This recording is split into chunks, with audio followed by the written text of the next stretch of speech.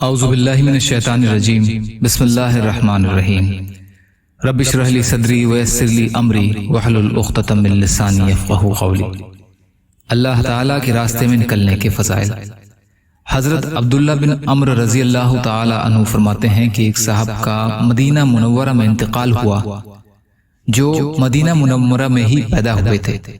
نبی اکرم صلی اللہ علیہ وسلم نے ان کی جنازے کی نماز پڑھائی، پھر ارشاد فرمایا کاش یہ شخص اپنی پیدائش کی جگہ کے علاوہ کسی اور جگہ وفات پاتا۔ صحابہ رضی اللہ عنہم نے عرض کیا یا رسول اللہ آپ نے ایسا کیوں ارشاد فرمایا؟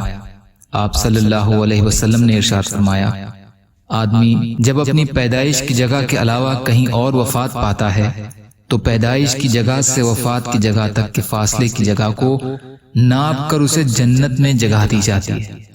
نسائی۔ حضرت ابو قرصافہ رضی اللہ تعالی عنہ روایت کرتے ہیں کہ رسول اللہ صلی اللہ علیہ وسلم نے ارشاد فرمایا لوگوں اللہ تعالی کے راستے میں ہجرت کرو اور اسلام کو مضبوطی سے تھامے رکھو، کیونکہ جب تک جہاد رہے گا اللہ کے راستے کی ہجرت بھی ختم نہیں ہوگی۔ طبرانی مجمع الزوائد۔ فائدہ یعنی جیسے جہاد قیامت تک باقی رہے گا اسی طرح ہجرت بھی باقی رہے گی، جس میں دین پھیلانے، دین سیکھنے اور دین کی حفاظت کے لیے اپنے وطن وغیرہ کو چھوڑنا مشکل ہے۔ یا اللہ ہم سب کو کہنے سننے سے زیادہ عمل کی توفیق عطا فرما۔ یا اللہ جو مظلوم ہیں، پریشان حال ہیں، بیمار ہیں، قرض میں ہیں، بے روزگار ہیں، محتاج ہیں، ان کی مدد فرما۔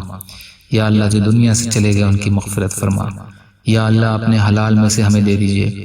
یا اللہ اپنے حرام سے ہمیں بچائیے۔ یا اللہ اپنے غیر سے بے نیاز کر دیجئے۔ یا اللہ صبر کرنے والا، شکر کرنے والا اور اچھی طرح عبادت کرنے والا بنائیے برحمتک یا ارحم الراحمین۔ لا الہ الا اللہ محمد رسول اللہ۔ السلام علیکم۔